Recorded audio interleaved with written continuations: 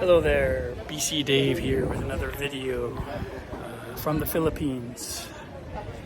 We are currently at a notary republic to settle our,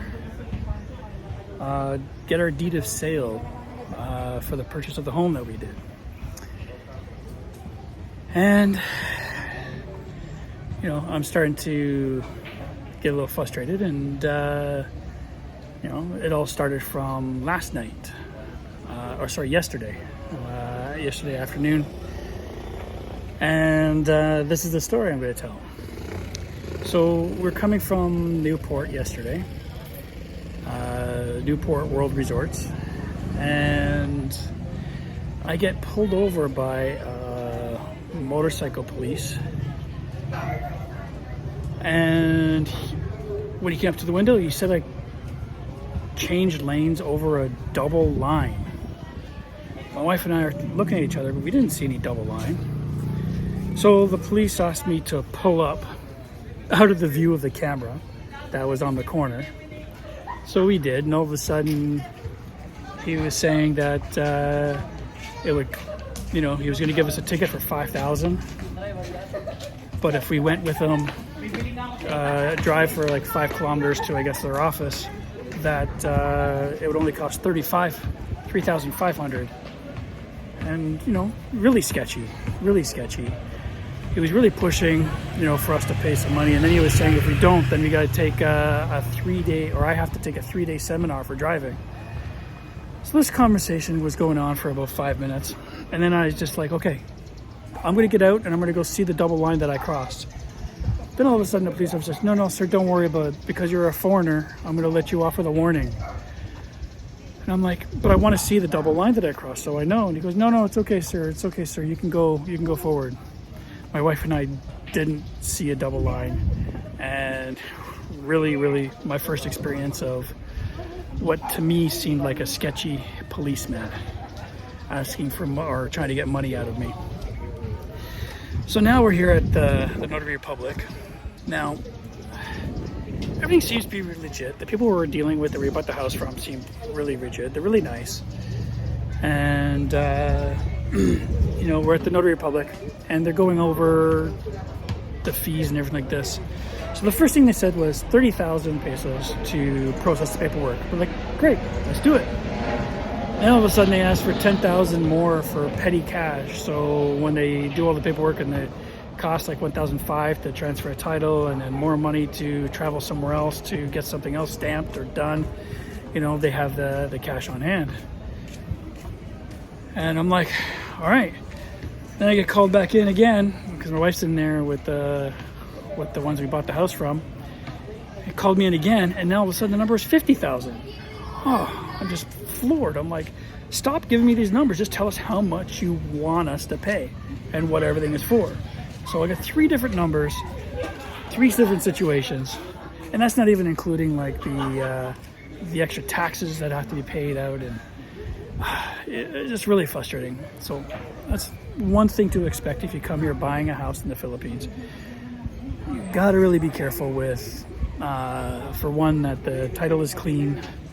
If the bank holds the title, it's going to take longer to get it, and you have to trust the old owners that they're going to go when the sale goes through, that they will get their that they'll notify you, and you can go to the bank together and go to the lawyers together to transfer the paperwork. And so far, we haven't had that problem. We've been fortunate enough to deal with good people and in that sense, but. You know, this is probably the bad part about the Philippines. There's just so many fees, so many taxes. The corruption, you know, in the police. You know, you just got to be careful. Now, I'm not saying that the officer was being corrupt. Because I didn't quite understand everything that was being said. But it was definitely sketchy. I'm not saying that the officer is corrupt. He could be very well do his job. We could have very well gone over a double line that we didn't see. But this is just my opinion and what I see. And I was told from a source that Pasay City, from where I got pulled over by the cop, is the police department there is probably the most corrupt out of all the provinces or all the cities in Manila or in the Philippines. And I don't like using that word corrupt. You know, it's a strong word, and I don't want to. I'm not here to offend anyone, but again, this is my experience with the Philippines so far, and probably the worst experience I've had. So, when you come, just beware if you're driving around, and you know, when you're dealing businesses, try to get the facts up front. Make sure that you're not going to be paying any more for whatever services you're paying for. And you know, same thing when you're getting like contractors out here. You know, there are a few sketchy ones that will start the work and then not finish the work. You know, there's a lot still I don't understand, but we've been to a few properties where we talked to the owners, and the contractors took off with their money and leaving the work undone. So got to be careful, beware with when you're in the Philippines here. So unfortunately, this is a bad experience video. It's not the prettiest of what you see, but again, this is just a small portion of what you have to deal with when you're in the Philippines. So again, if you like following our experiences, or if you want to see more about our experiences here in the Philippines, please click the subscribe button.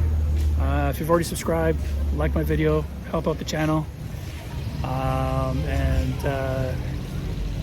You know, if you have any questions about the Philippines that I might be able to answer, please let me know. By far, I'm not an expert, but I can just tell you what I experience and my point of view. And you know, if you want to, you know, comment on some of the experiences you've had in the Philippines, you know, whether they're positive or negative, please let me know. You know, because I'm still learning, and you know, I'm just trying to live the best life I can without causing too much trouble. All right, guys, BC Dave signing off. Till next time.